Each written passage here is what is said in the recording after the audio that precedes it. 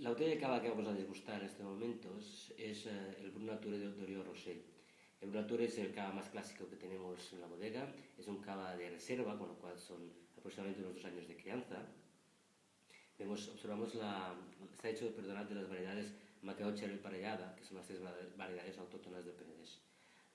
En cuanto a burbuja, vemos que tiene un rosario muy fino, de burbuja muy pequeñita, y lo que es la corona aguanta muchísimo el carbónico. A nivel aromático, lo que marca más son las notas de fruta blanca, notas de manzana.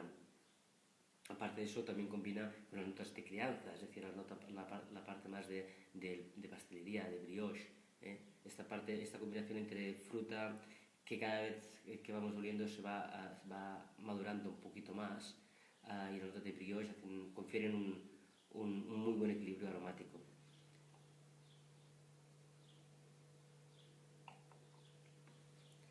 En boca este cava es fresco, es untuoso, tiene un carbónico muy bien integrado. En un momento se hace picante, sino al contrario, se va desprendiendo el carbónico a medida que vamos bebiendo el cava. A su vez es fresco, entonces se hace repetir la copa de cava.